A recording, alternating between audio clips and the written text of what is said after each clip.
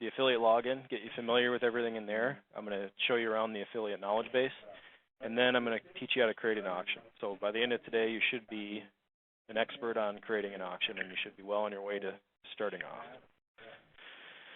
So what we'll go through first is Nicole had a question on logging in. So the login is exactly the same as the bidder login. So instead of using your bidder number, you just use the ID and password that I sent you. And Drew, I don't think I sent you yours yet, did I? No, yeah, I was just going to ask. I don't think I've got that yet. Yep. So I think I sent it to Nicole, but Drew, I'll send that off as soon as we're done here. But you just log in with your password and new affiliate ID, and you'll see it'll welcome you back up here. All right. You can view every auction that's on KBID under your affiliate account. You're just not allowed to bid.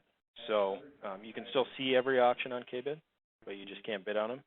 And like a bidder, you're primarily going to be working from your dashboard. That's where everything happens. That's where all your auctions are stored. But if you bid on KBID, you'll notice that it's quite a bit different than the bidder dashboard. The first thing you'll see here is that you have a big yellow bar that says you're in needs review status. And what that means is even if you tried, you can't post an auction to live status yet until we have a chance to take a look at it. So when we're done here, you're going to have the ability to create as many test auctions as you want. So you don't have to worry about anything going live before it's ready to. Because for the first couple auctions, we're going to go through them together and just make sure everything looks good and answer any questions that you might have. Oh, perfect. Eventually, you'll be at a point where you can post an auction at will whenever you're ready. But just to get you familiar with everything, for the first month or so, we'll kind of do the processes together. Okay. The next thing you'll notice is that you'll have these three tabs here. The first one is the Home tab, and that is basically a quick snapshot of what you got going on. So it's going to show you how many draft auctions you have, auctions that haven't been posted yet, how many active auctions, live auctions that are taking bids, and how many have ended but have yet to be settled. So the idea there is that you can quickly come in here and take a look and see, okay, I got these two auctions that I need to post. This one's going to end in 2 days, and this one's already ended. I need to create a settlement for the sellers. So that's kind of the idea there. The second tab is all auctions. So this will list every auction that you've ever created. So a year from now, if you need to access an old invoice or an old settlement, you'll be able to find it here in this list. And you can search by status, start and end date, title, all those things. So you don't have to worry about any of that data going missing because it'll always be here for you. Obviously, we don't have anything created yet, so we don't have anything in our list yet. The next tab is our reports tab. And this just has a couple of reports that you'll need or want to have access to. The first one is search keywords. That is what bidders search for on KBID. So for the last 30 days, it's going to show you what's searched for the most. The next one is bidder signups. And these are purely informational, these first two. But bidder signups just shows you how many new buyers or bidders are signing up for KBID each month or each day. So kind of interesting stuff. The next report is the buyer's premium by billing period. And this is going to be what you access when you receive an invoice from KBID.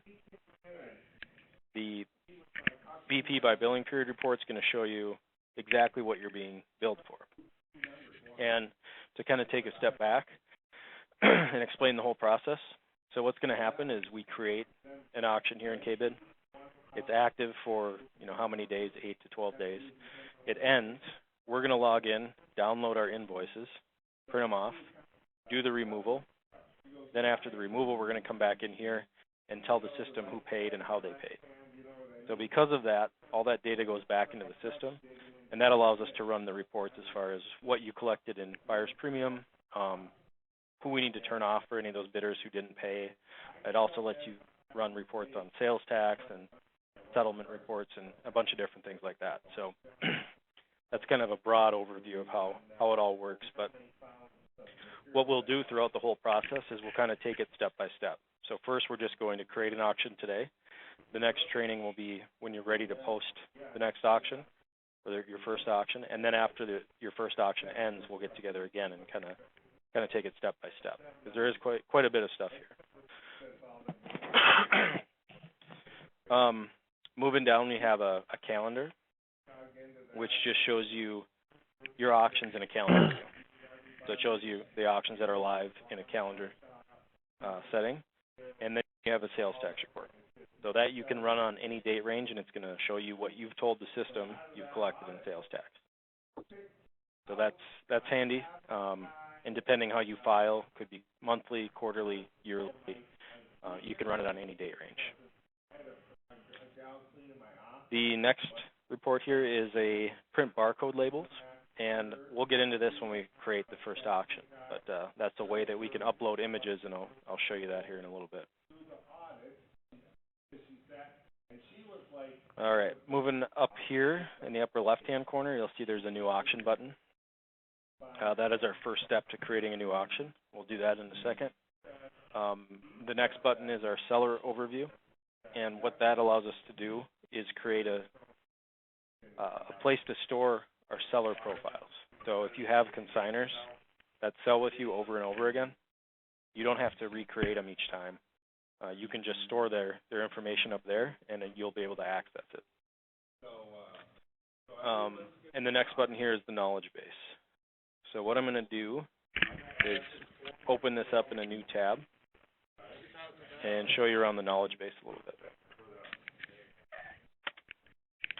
Everything making sense so far? Yeah. Yeah. Okay, good.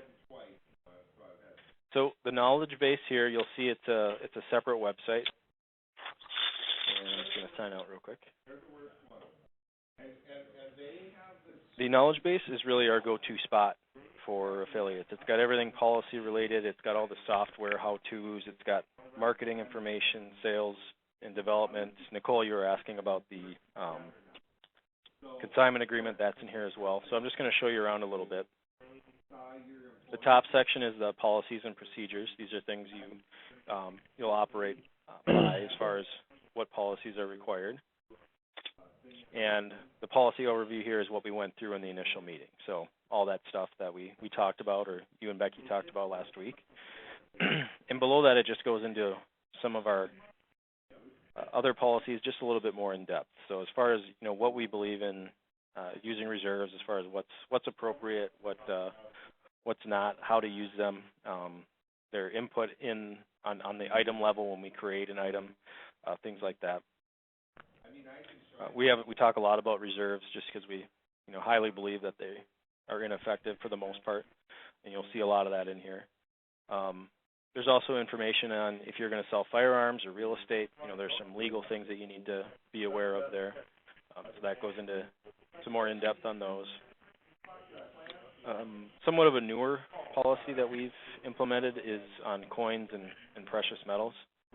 And for the most part, the gist of what this is staying away from some of this fake gold or silver-plated stuff that tends to be pretty full of fraudulent type items. So we're trying to get away from anything that could be fraudulent or fake.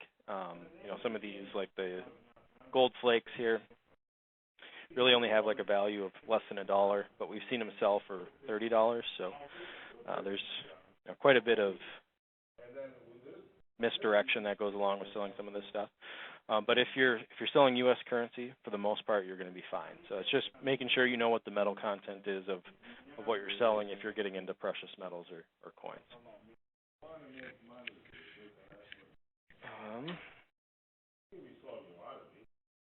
There's also a bunch of information over here on using reserves, assets that are restricted, illegal to sell, our billing procedures, and on-hold status. So, a lot of stuff in here. Make sure to go ahead and take a look at it.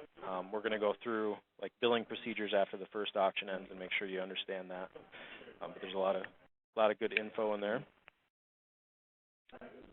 The next section here is on software procedures. So this is the how-to of creating an auction in the whole process. We're not going to go through this page by page because I'm going to show you how to do it. But if you do have questions, say you're working later at night, this is a great spot because it's got pictures and step-by-step how to do each process in the system. So if you get caught up with something, you can always check that out. And it's kind of broken into steps. So you got the overview, creating an auction, creating lots, uploading images, post-auction reports, things like that. The next section here is marketing. This is kind of my expertise, so I'm always adding things to this. It's got our marketing options that we can help you with as far as promoting an auction. We also have a marketing rebate plan that you could be eligible for, which will actually rebate part of a marketing budget back to you. And then there are tips and things as to how you can advertise for an auction or market your company, and a bunch of good information in there as well.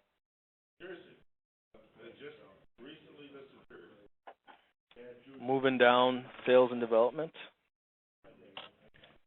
Specifically, this will be where you can find those consignment agreements. So right here, there's a link for sample consignment agreements, and you can download them right here. So we'll have one in Word version, and then there's a detailed consignment agreement as well. So that's where you can go and download them, and you can make edits to it and do anything that you need to do.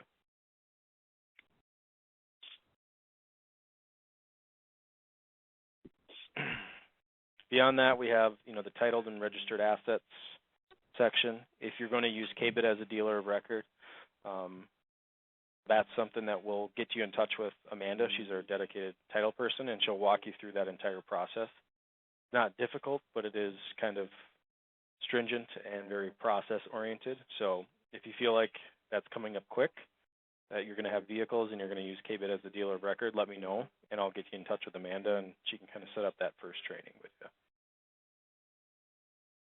Below that is forms and examples. So there's also going to be more information on consignment agreements and forms that would be used for titled and registered assets.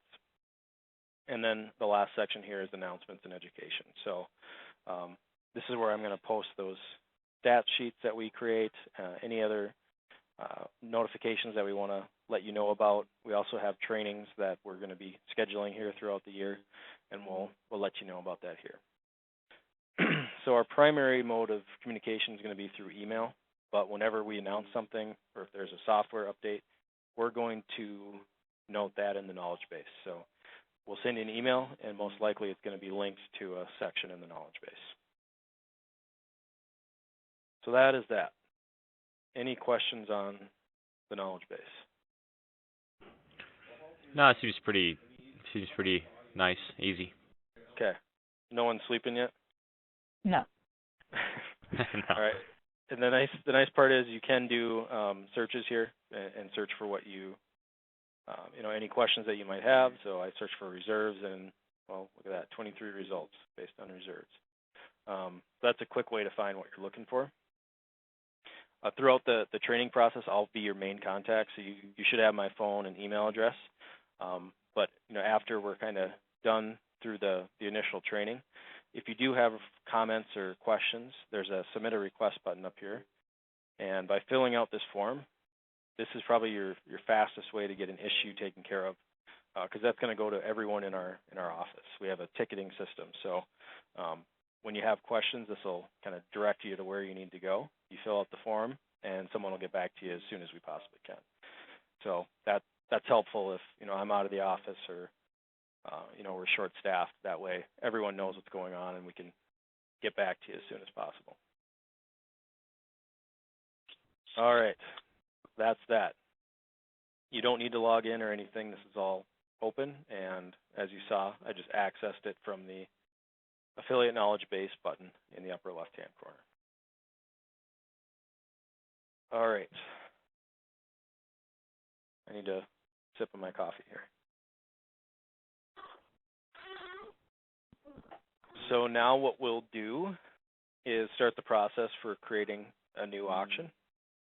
And as you could guess, our first step with that is going to be to click on the New Auction button here in the upper left-hand corner. And what you'll see is that this is going to take us to a page full of basically fill in the blanks. And what this is the auction details. Now, this isn't creating lots yet or uploading images. It's just the details of the overall auction. So the sales tax rate, the dates, the address, things like that is what we're going to put in here. So we'll go through this page here quickly.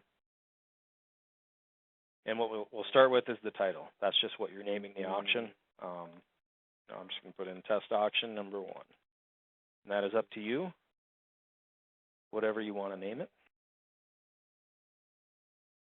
Moving below that is an auction type.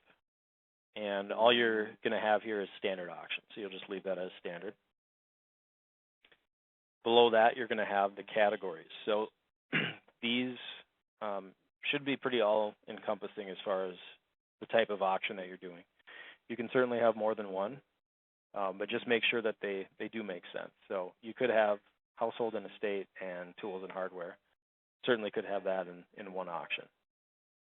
So just choose the ones that make sense for the overall auction that you're having. I'll just do tools and hardware. Below that, these two sections, passphrase and image-based URL, I'm going to want you to pretend like they're not even there. You don't need them. You don't need them at all. The first one, passphrase, actually puts a password on your auction, so no one would be able to get to it, and that's not something that you want. So leave that blank. And the next one, image-based URL, will populate for us. So these two you don't need to do anything on. Scrolling down, we have our description. And this is just the description of the auction itself. So you can put in anything that you want here, and I'll show you kind of what that looks like.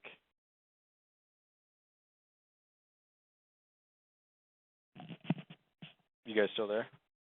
Yes. Okay. Yep. All right. It was dead silent, so I thought I lost you. I muted my phone because it's busy office over here. Okay, no problem. So you'll see here, this is an example of a auction description. Great vintage in antique auction, some nice rare items. Basically, your first initial impression on a bidder is going to be your 5 highlighted images.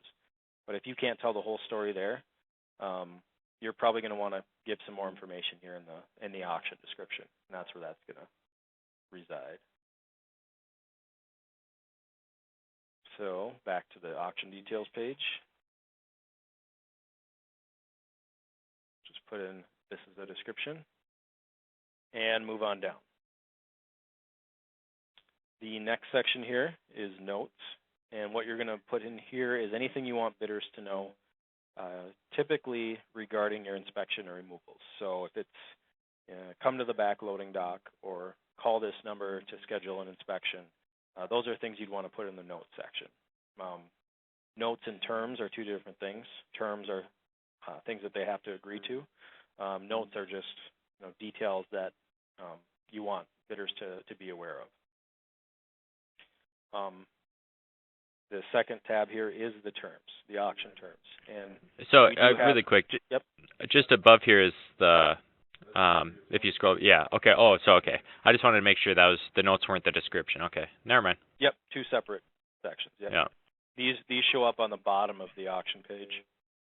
Oh, sure. Okay. I'll show you that here. And for whatever reason, notes actually shows up as details on this. Oh, okay. Sounds good. And all this info populates for us, but this is where your notes section goes. This is what they put in. Okay, sounds good. The second one is the terms section. So what I'm going to do, we actually have some template terms that you have to have in there, and I'm going to copy and paste those so you don't have to worry about it.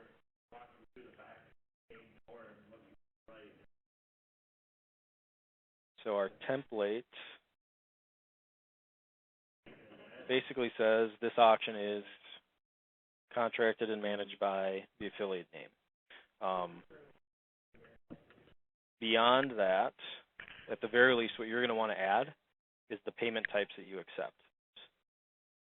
So if that's cash, check, credit card, or whatever it might be. That's what you're going to want to put in here. And these terms actually pop up before a bidder can ever even place a bid on your auction. So if there's anything else that you need them to know about or need them to agree to, that's something that you can add in here. The rest of it is pretty generic, stating that they're bidding on an affiliate auction, not a K-bid auction. Sold as is, whereas buyer's premium, sales tax will be collected, 3-minute overtime bidding, things like that.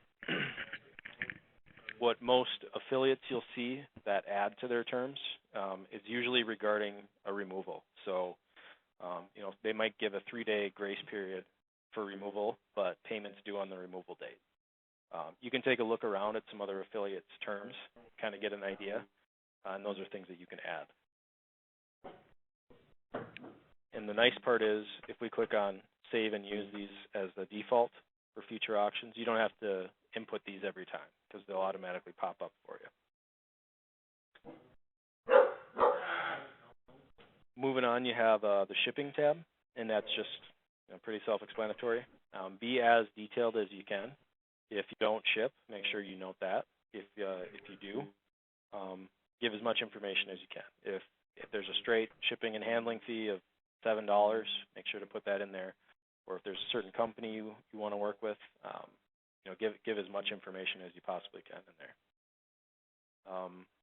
Obviously, for smaller items, we do highly recommend shipping because it does open up your buyer base and who's able to purchase from you. There's a lot of different options out there, speedy delivery. There's also an affiliate who will pick up items and ship them for you. So if you're interested in that, his information's in the knowledge base, or I can send that over to you as well. That's only for in the cities, though, isn't it?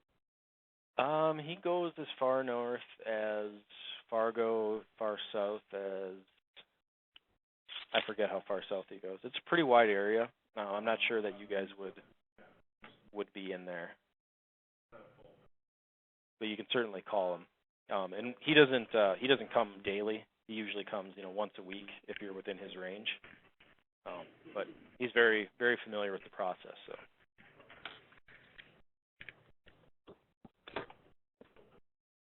The shipping tab is another one that you can save and use as a default. So you just click that there. All right, scrolling down, we have our schedule. So you have your auction start and end date. So if I hit start now, it's not actually going to start until we hit publish, so we can still work on it in a draft status. Or you can have it start on a future date. So you can have that start whenever you want. And then you're actually choosing the exact end time as well.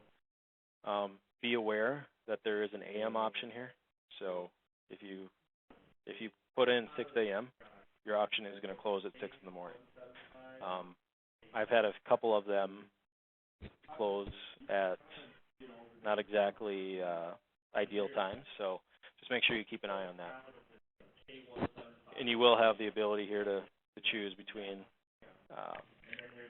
5-minute intervals. At this point, we only have one auction closing every 5 minutes. So if it's full, it's just going to tell you, if that time slot's full, pick another one, and I'll tell you the next one available.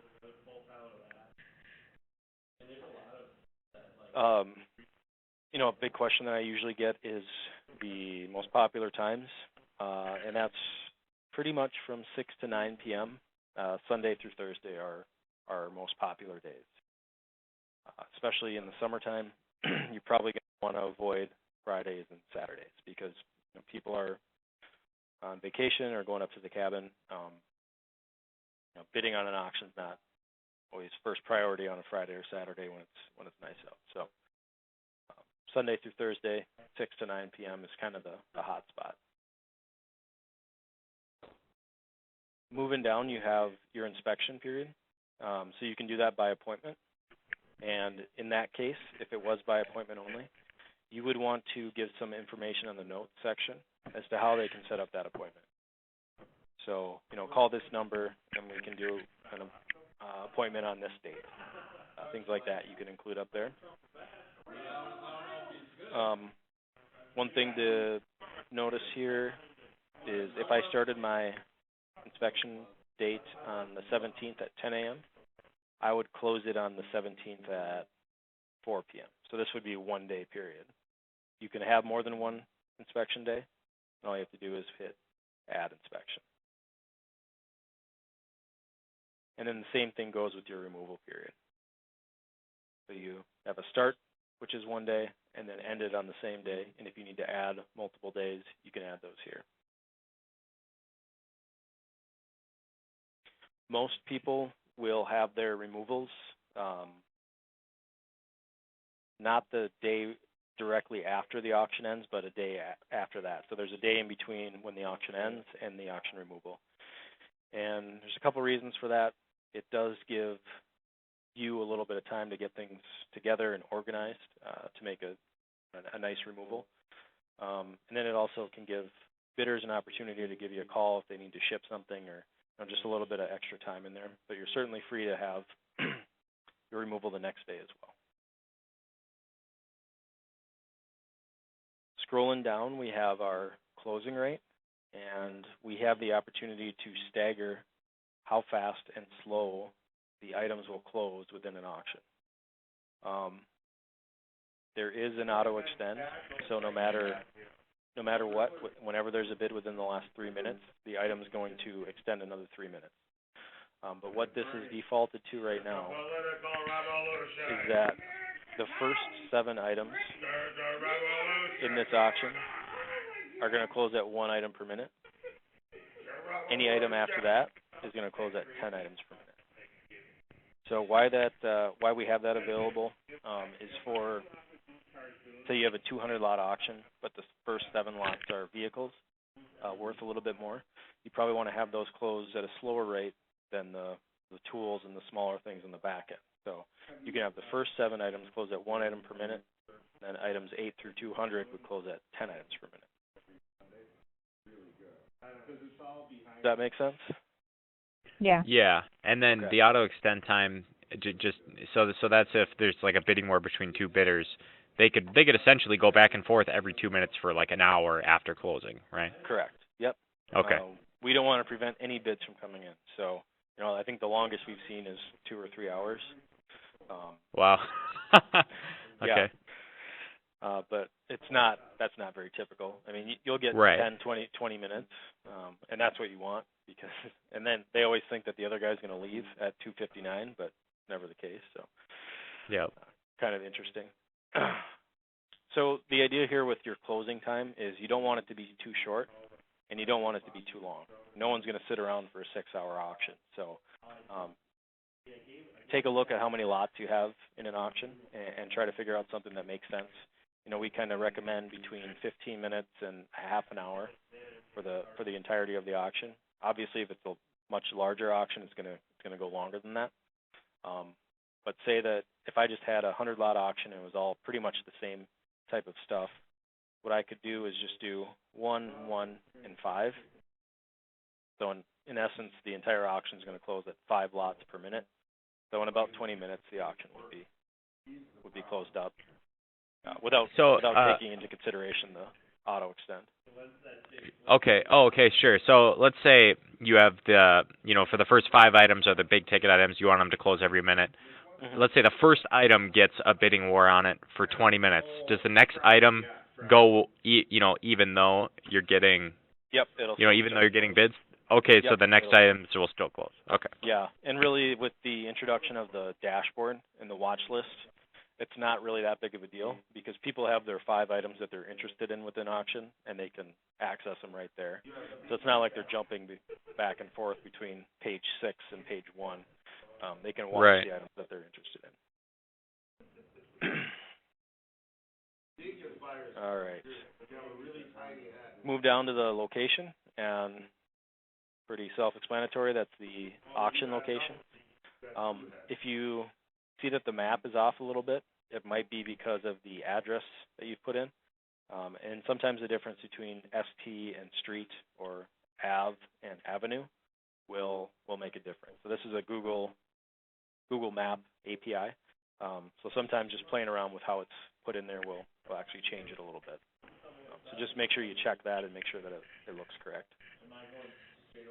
And then you'll have your phone number. That is the main contact for the auction. So that'll be listed in a couple different spots for the auction.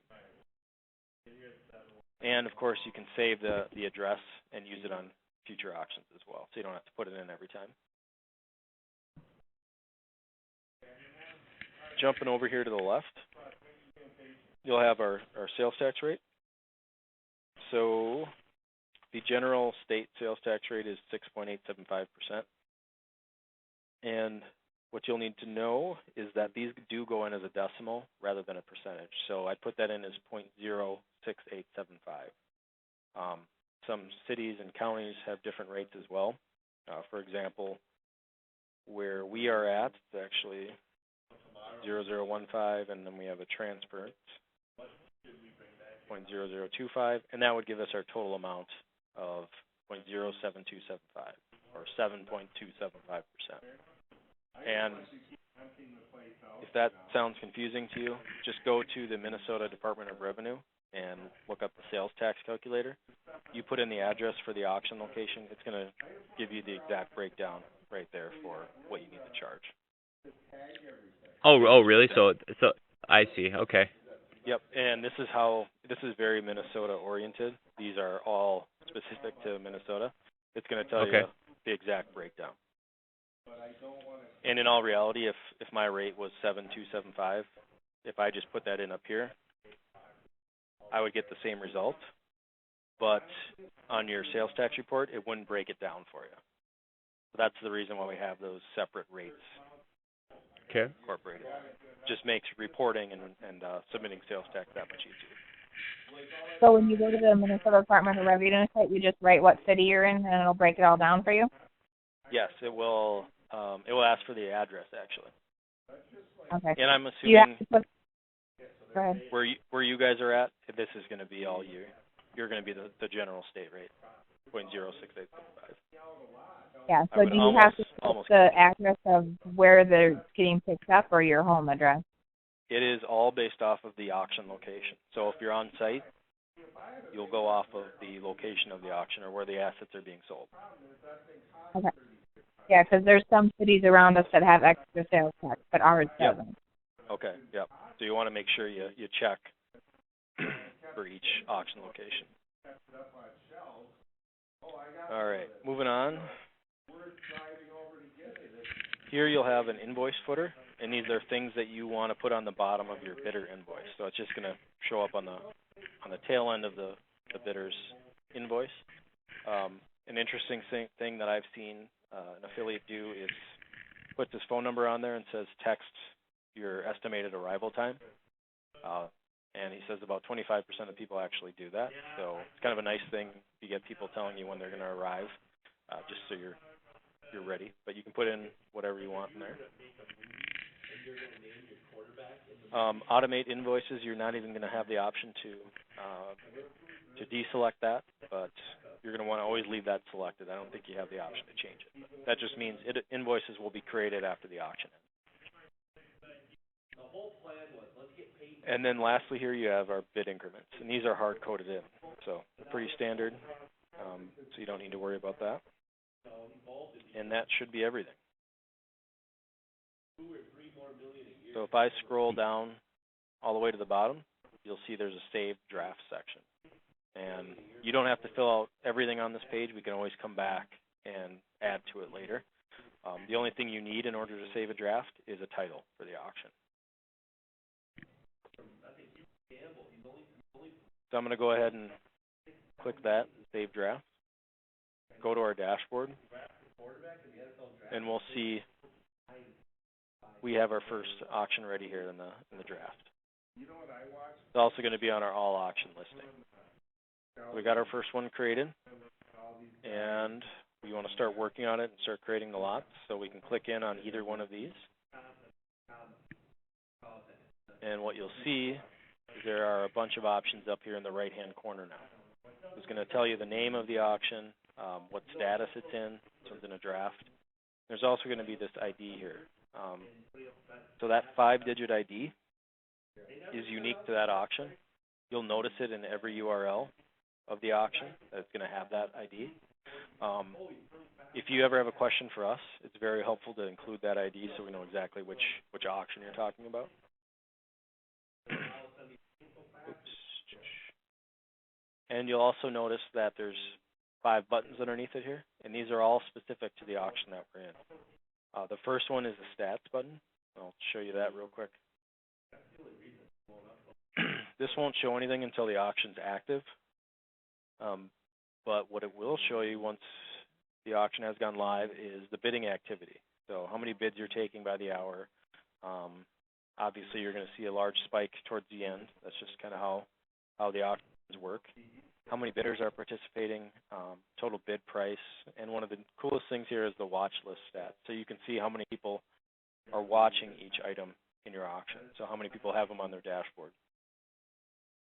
And a pretty good indication is if you have 40, 50, 100 people watching one item, you know on that last day that it's probably going to see some bidding action because so many people have shown interest in it. So that is a good page to keep an eye on throughout the auction. The next button up here in the upper right-hand corner is the preview button.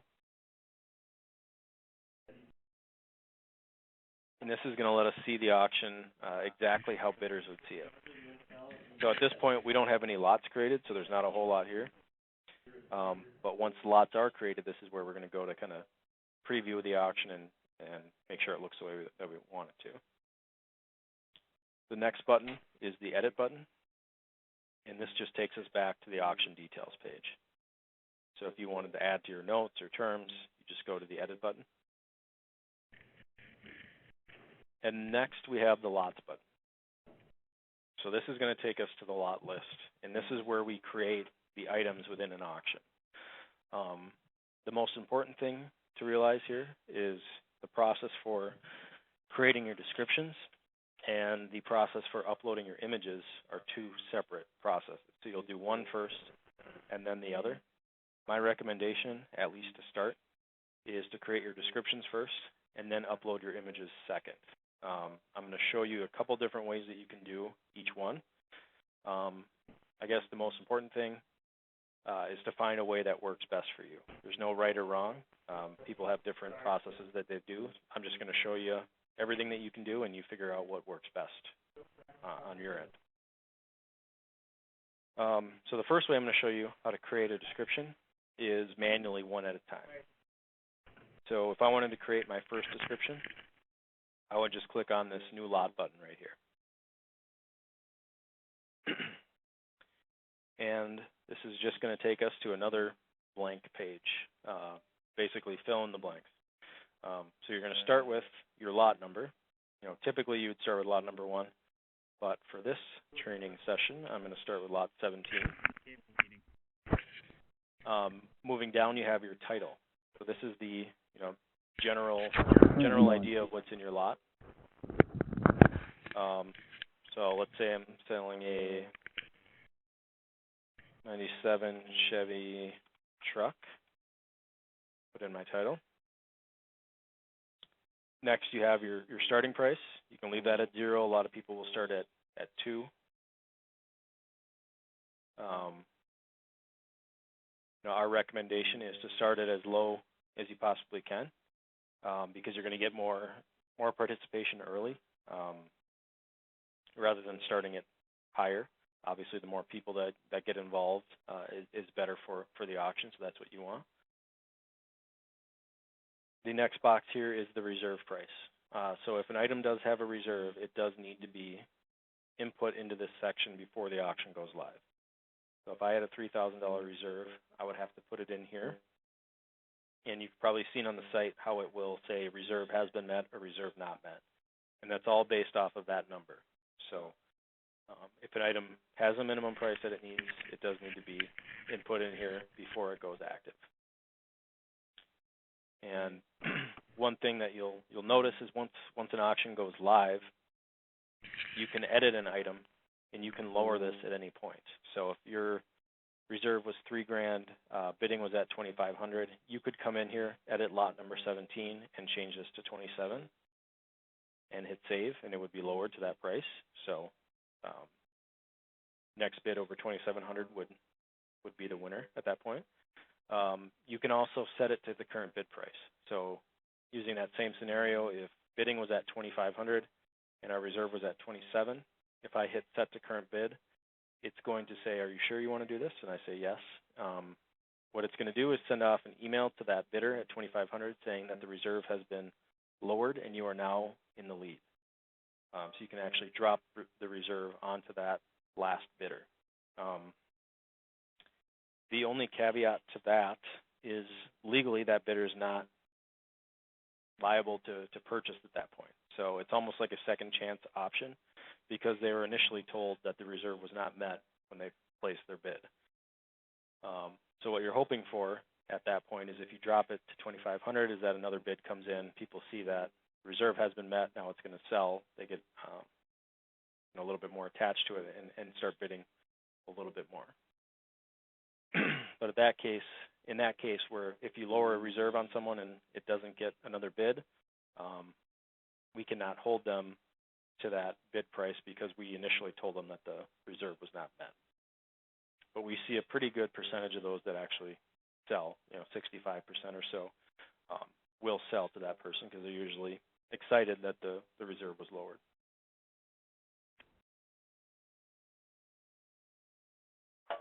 Moving down, we have our description, and this is the main meat and potatoes of a lot. So in this case, if I was doing a vehicle, VIN, make, model, miles, year, dimensions, all the important details you put in here in the description.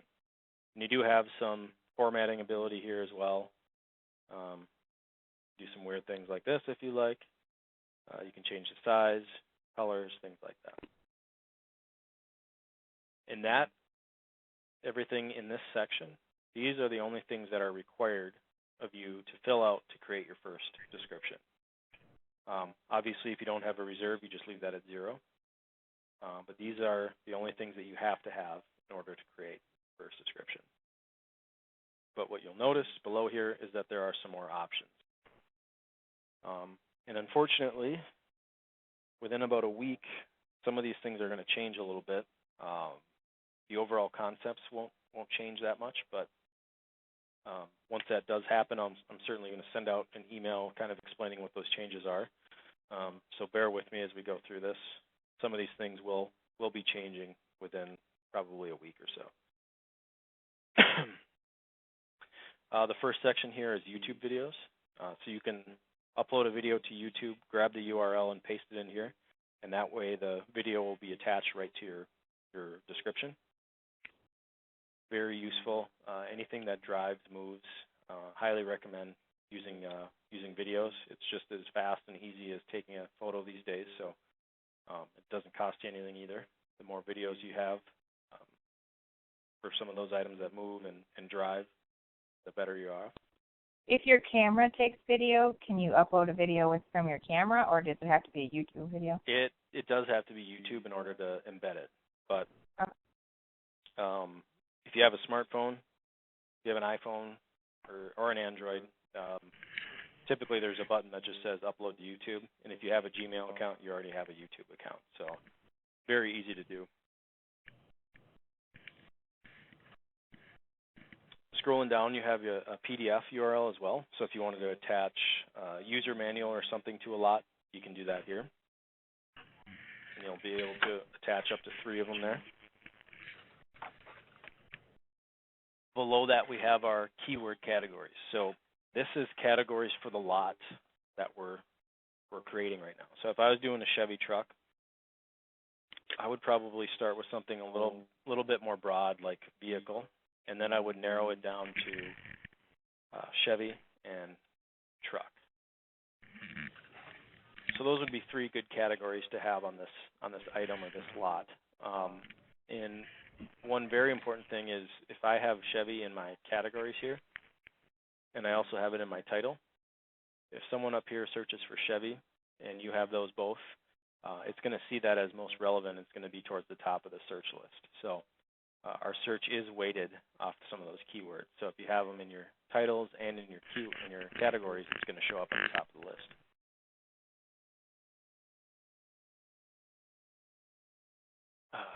Scrolling down. Really quick for the pictures, does it have to be a PDF? I'm not sure if you went through that already. I know you said it has to be a YouTube, but for a picture, does it have to be a PDF? Pictures are uploaded in a separate area. PDF is okay. for like documents. Oh, okay. Yep. All right. Never mind. No problem. So you don't upload images at this point on this page. Eventually, we'll probably have that ability, and that's kind of what you would assume, that you create your description and then you upload your pictures. But nope. Yeah. We create the description first, and then we upload the pictures later. Okay. Moving down, item class. At this point, you can just leave as default. This is something that we're not leveraging a whole lot right now. We will make adjustments to it down the road. And what that will look like is some templates that you can use, like a VIN lookup, things like that you'll be able to use. But at this point, you can just leave it as default. Relative seller. Now, this is one concept that will be completely changing in the next week. But basically, what the relative seller allows you to do is separate who owns what within an auction. So that means that you can have multiple sellers in one auction, and you can separate the items that each seller owns. So after an auction ends, we have a settlement process where you can create a nice little printout showing them what's sold for the bid price less your commission rate. And at this point, that relative seller is how we determine who owns what within an auction. But since that process is going to be changing so dramatically here in the next week, I'm not going to go too much further than that. We'll kind of wait and see after your first auction ends, and we'll go through the new process together. Scrolling down, you have quantity here. My recommendation is to leave quantity at 1, because if I do change this to 10, and if I have a starting bid of $2, it's actually going to change it to a times the money bid. So it would actually be 10 times 2, or $20 for the first bid on the auction. Most bidders don't understand that. So my recommendation would just be always leave this as 1. If you're selling 10 of something, you can always just put in your description, this is a lot of 10 chairs or 10 desks or whatever it might be. Start your bid price at $2, and they'll bid accordingly as far as what the lot is valued as. So I'd recommend staying away from quantity. Below that, you have an is taxable checkbox. That's always going to be defaulted on. Most items in Minnesota are taxable, but if you do have something that's non-taxable, you would just deselect that. Clothing is one thing in Minnesota that would be non-taxable. There's not a whole lot of others. The only other thing is if you were selling a vehicle, and that's where these fees and taxes would come in. If you're selling a vehicle and KBID is acting as the dealer of record, we would actually go in and add those vehicle fees in here. So this is where we would put in the transfer fees and things like that. And in that case, the lot would not be taxable at this rate, because we're going to add the sales tax down here. It's a different rate than the general sales tax rate that we put in at the beginning of the auction, and that's not something that you would submit to the state. We would actually take that and submit it to the DMV. So if that's not confusing enough, don't worry about it. Just at this point, everything for the most part is going to be is taxable. As far as vehicles and all that other stuff, we'll go through that when the time comes if you use us as a dealer of record. Photo count, this is another field that you don't have to worry about. You can ignore this completely. So don't worry about that. And like I mentioned, fees and taxes, that is primarily going to be used for vehicle fees or transfer fees that we would add in there if you were using us as a dealer of record. So that is everything on the item details page. What we can do is go ahead and hit save, and we'll see on our lot list that we have our first lot created. So lot 17 is done as far as the description. If I wanted to keep going and create lot 18, I would just go to new lot and do the whole process over again. So that is the first way that you can create your descriptions. Pretty simple, pretty straightforward. There's another Can way you that really quick? Can you copy and paste like I'm going to be doing a lot of the basically the same thing, just some slight changes will happen. Like maybe a little, maybe just the pictures will change, or maybe just like the footage and the details will change. Can you copy and paste just to speed this process up a little bit, or? You'll probably use the next way that I show you, which is the spreadsheet upload. So sure. Yeah, that's probably going to be the ideal route for you. So the next way that you can upload description is filling out a template spreadsheet that we'll provide to you. So rather than creating them one at a time, we just do them in a spreadsheet. I'll show you what that looks like. And once we get done here, I'll send you a link to this Excel spreadsheet that you can download and work with. That pops up.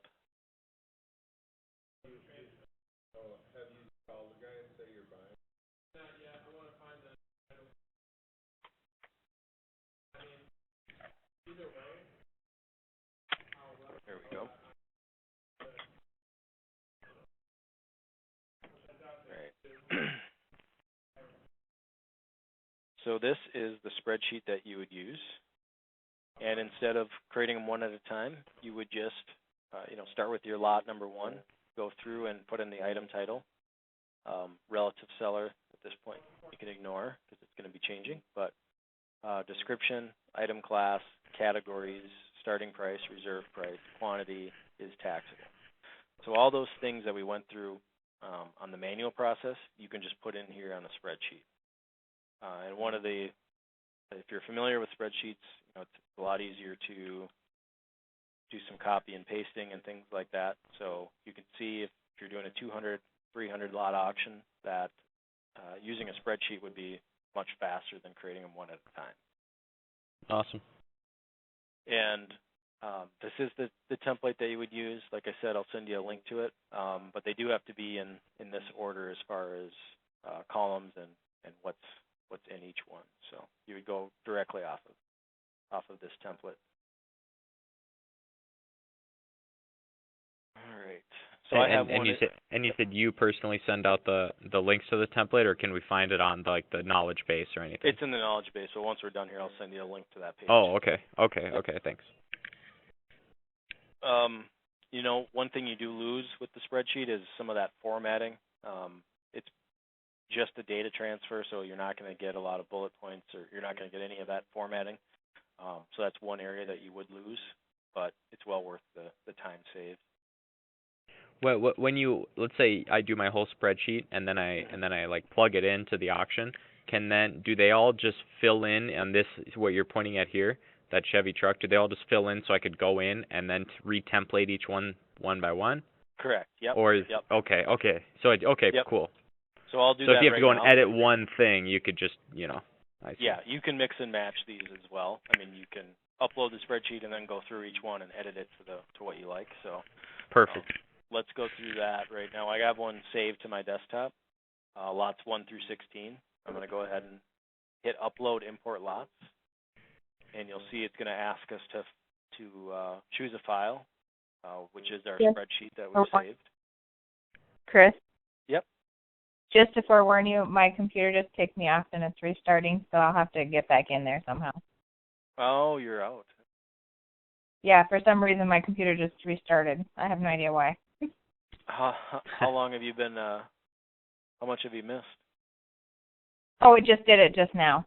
So. Okay. So I'll just listen. You guys All right, I'll go through this a little bit slower then, and then we'll go back and revisit anything that we need to. Okay. So I'm going to go ahead and find my spreadsheet that I've saved, and you do need to save it as a TXT or a tab delimited file, which is common in Excel. But I'm going to go ahead and hit open, and then on my upload button, go ahead and click that, and you'll see that it's going to say import completed, see your log for details. And down here at the bottom, you'll see an import log, And on the details section, it's going to show us that 16 lots were created. If there were any errors, it would let us know. It would show red and let us know what that error is. But at this point, we got our 16 lots uploaded. Another feature on this page is import from another auction. So if you have a lot from a previous auction that you want to import into this one, you would just put in the auction ID and then choose your lots with a comma separated in between them. So you can import lots that you've already created into a new auction, which is a nice feature. You know, if you have a non-paying bidder, you might just want to relist those items on the next auction. Kind of a nice thing so you don't have to recreate it each time. So I'll go to the lot section now, and we'll see that our 16 lots from the spreadsheet were just imported. And what you'll notice here as well is every column on this lot list you can sort by. So if you want to sort by starting price, reserve, current bid, any of those things you can sort by. And like you were talking about, if I wanted to edit lot 6, I just go in and I can change the details now. Or if I wanted to format it with bullet points or add to it or things like that. Great. Be aware though, if I had already created lots 1 through 16 manually and I imported a spreadsheet with lots 1 through 16, it would overwrite those. So just be aware that would occur. I do not believe it would append anything to the end of it. So. Oh, I see what you're saying. So, all right. So if I started doing the just manual lots 1, 2, 3, and I made a spreadsheet that I included in the spreadsheet, I guess you can include the lot number. You're saying? Yep. So if you already created 1 through 3, I upload, I see. Okay. I would delete lots 1 through 3 from your spreadsheet so they don't upload. Yep. Okay. Even if they're blank, it would upload them as blank. So it's they'll just wipe them out. Okay. Yep. So just make sure to remove those from the spreadsheet before you upload. Another nice option here that you'll notice is you can select one or more of these or all, and there's a batch edit option up here. So I can change starting price, reserve price, is taxable, or add or remove a keyword. So that's nice. Once I get everything created, I can go in and batch edit the starting price all to $5, and that will change. Okay.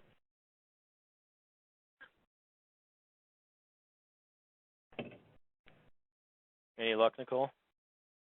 I'm trying to get into the email, so give me the link. So. Okay.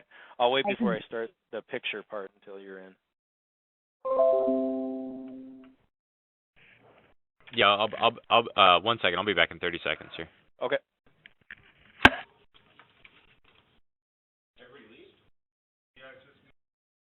What did you say that Excel spreadsheet has to be saved as? And what document? Tab delimited or TXT file. So it's an option in an Excel. Rather than saving it as a CSV, you would save it as a tab delimited. TXT file? Yep, TXT. Okay. All right, I'm clicked the button here. Yep. I'll show you.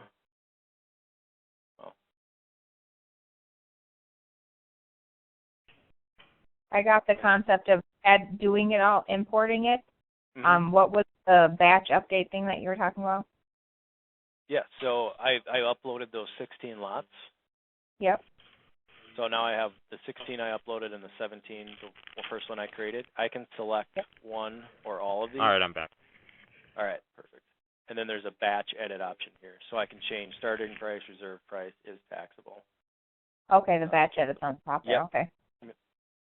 So starting price from 5 to 10, and that'll change that for all of those. Okay. So kind of a nice way to edit more than one lot. And with the new release, there's going to be even more options that you can edit on the batch edit portion. Okay. All right. So we have our descriptions created. Now we're going to start the process for uploading our images. So I've taken my pictures, I've got them on my computer. First step, what I'm going to do is go to the Upload Images button, and it's going to ask me to add files. So go ahead and click on What Add size? Files. She said that there's a max size that you can have on your pictures. What was that? It's going to resize them either way.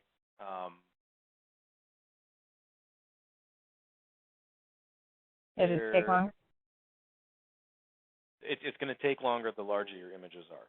So, generic pictures off your phone, or if you're not using a DSLR with huge dimensions, you're going to be fine. I don't know off the top of my head what the max is, but I can look into that and let you know. Okay. Yeah, because we just bought a new camera, and I don't know what they're going to show up as picture sizes. You'll notice if it takes a long time to upload, then it's probably taking them in a large format. It's probably something you can just adjust on your camera. Okay. So first, I'm going to start an upload with just these 5 images. I'm going to select them and hit Open. And down here, there's going to be a Start Upload button. I'm going to go ahead and click on that. You'll see in a matter of seconds that's been completed. And there's a Manage Images option here. So I'm going to go ahead and click on that. And what you'll notice here on our Manage Images section is we have our 17 lots that we've created. But at the bottom, there's also an unassigned lot, because we just uploaded 5 random pictures. The system doesn't necessarily know where they're supposed to go. So it's going to put them into an unassigned lot. Now at this point, you'll see there's a Move To button. So if I wanted to move these all to lot 17, I could go ahead and do that. You can also drag and drop the images themselves. So these all went to lot 17. I would just drag them up to where they needed to be. So that's the most basic way that you can do it. Obviously, once again, if you have 200, 300, 500 pictures, that could be a little bit tedious. So there's also another way to do this. But for this lot 17, let's say these are all for the same lot, and that's done. I'm going to go over here and hit Save. And now what we'll notice is on the preview, it should show our 17 lots, but only one lot should have images associated with it, and it's lot 17. So those two have merged together. And then how do you add the 5 thumbnails for your auction, like your auction front post? Yeah.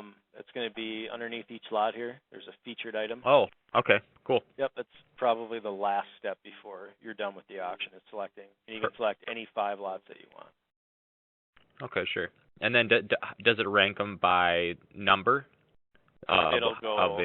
It'll go sequential. So. Yep. All right. So back to the lots page. You can also get to that Manage Images section right here. And what you'll notice is your first image is always going to be, this is going to be the main image of the lot. So make sure that your best photo is put in there first. And then you're always going to want to save any changes that you make here over on the left. So that's the first way. You can upload one lot at a time if you want and manually move them to where they're supposed to go.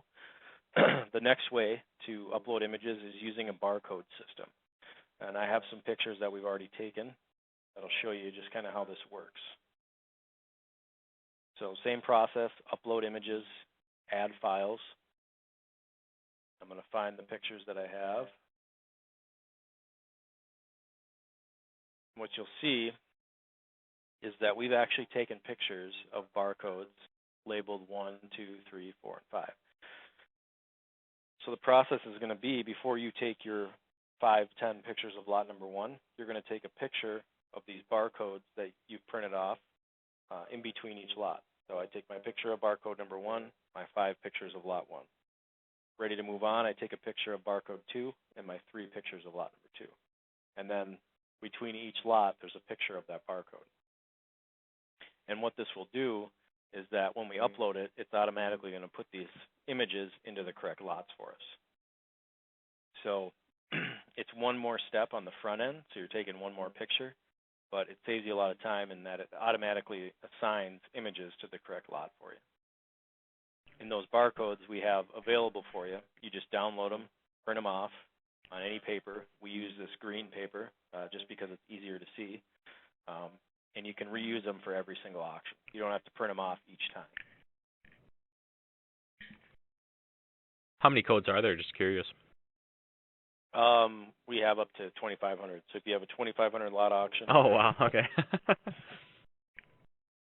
And we can make as many as we need to. You saw that there was that barcode generator on the reports tab. We also have some readily available in the knowledge base in a PDF that you can just download and print off. Like I said, you don't need to create new ones for each auction. You can just keep reusing them over and over and over again until they wear out.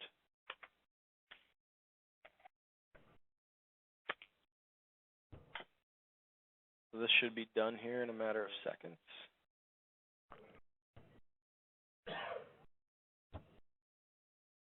So now I'm going to go to Manage Images again.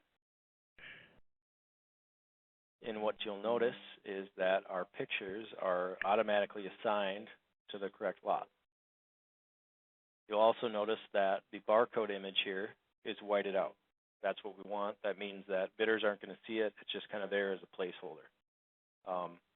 And there's a button here that says Toggle Delimiter On, which if this barcode was showing, we'd want to make sure that it's whited out so the bidders can't see it. That just denotes that it's a barcode. You'll also see that there's some other options here. There's a little microscope that if we click on it, it'll allow us to crop and make adjustments. So I go ahead and crop it if I want. You can move it clockwise or counterclockwise. There was the Toggle Delimiter On button, which basically says this image is a barcode. There's a move option, so I can move this to lot 2. I can also make a copy of it. I can move it and make a copy. You'll see, just copy that image. And then lastly, there's a little garbage can, so I can delete the image as well. Another thing that you'll notice up here is a delete batch. So the first batch we had was 5. If I wanted to get rid of those and get rid of everything, I could just delete both batches and start from the beginning. So what we'll want to do now that we have those uploaded, and because the system's not 100% accurate all the time, is just go through and make sure that our pictures have gone to the right lot. So we'll just want to take a quick glance and make sure everything looks correct.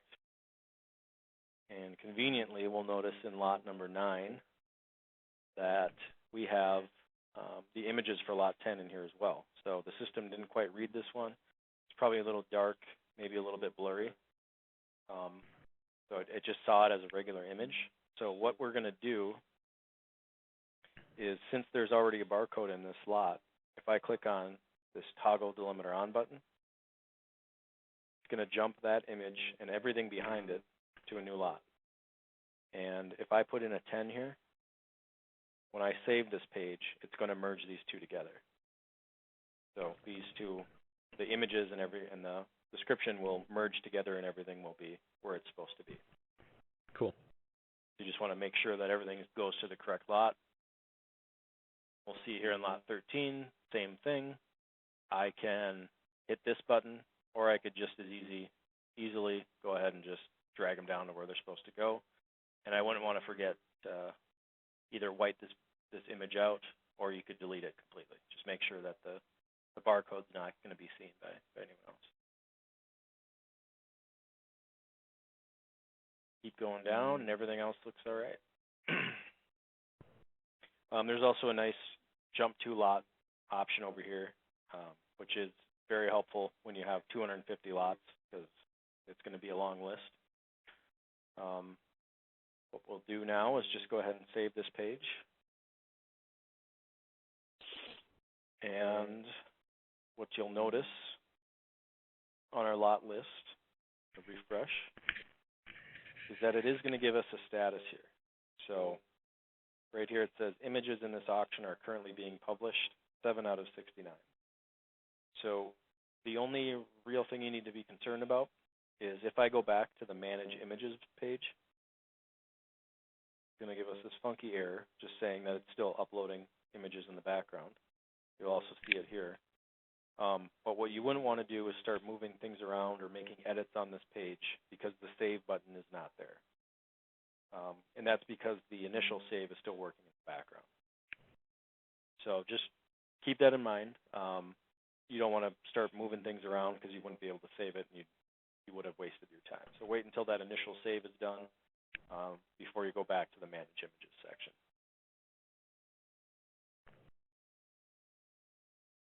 So we're at 47 of 69, just about done.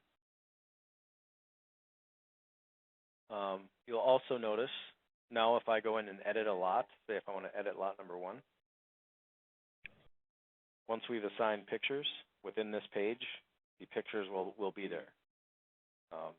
Just kind of a FYI that you can see images once they've been assigned to a lot. Go into edit.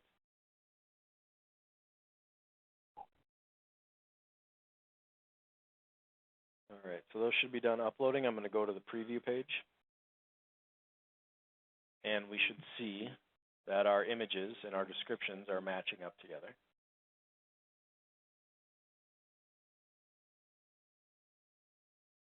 So we'd want to just go through and make sure everything looks the way that we want it to. Like we talked about earlier, you have your featured items as well. So you select your 5 featured items. You can choose any 5. You can change these throughout the auction. You don't even have to save this page after you've selected them. So those can be chosen and changed at any point.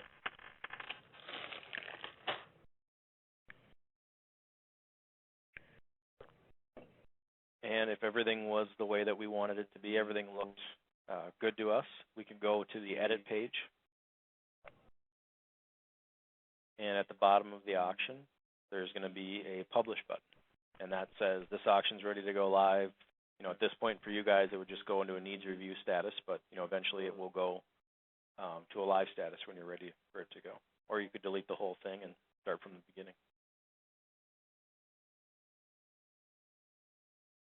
So those are the 2 ways that you can create your descriptions and upload your pictures. Does that all make sense to everyone? Everyone on board with that?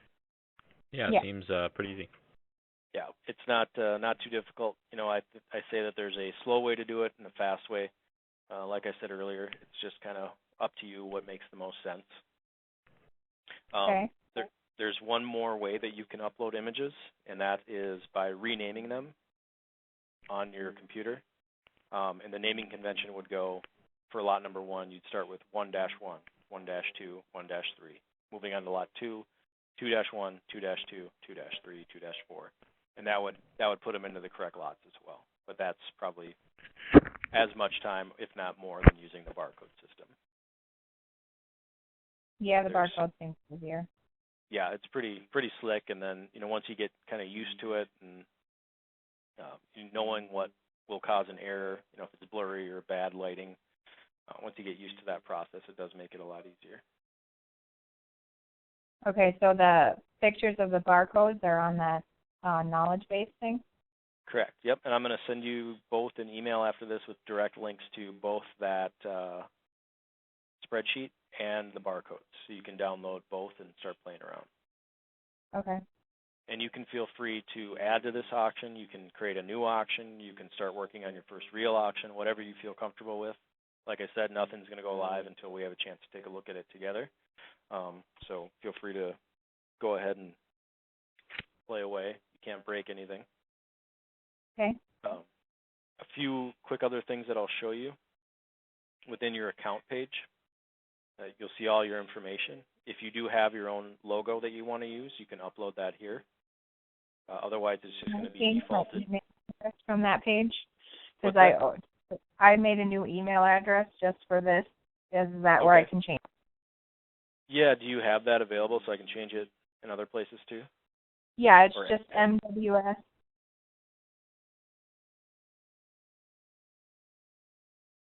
dash, just a little dash, host at outlook.com. MWS-sales@outlook.com. Yeah. All right, perfect.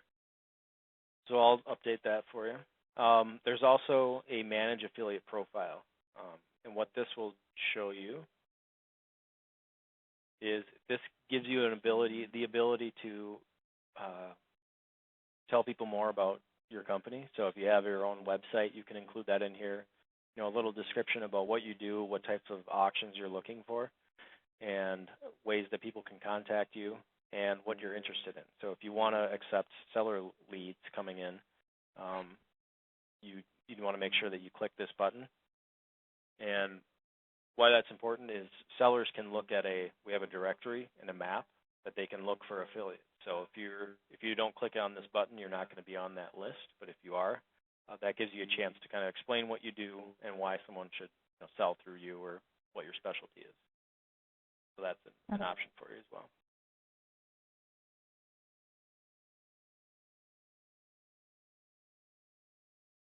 And that is about it. I think we hit all the important points. So if you guys don't have any other questions, I will follow up with that email, and Drew will get you your login information and all that. So Yep, that was my only question. Okay, perfect. So if you guys don't have anything else, feel free to get in there, play around, and let me know if you have any questions or get caught up in anything. Cool. All right, thanks. Yeah, I'll wait for the info. Sounds good. All right. All right. All right. We'll talk to you guys.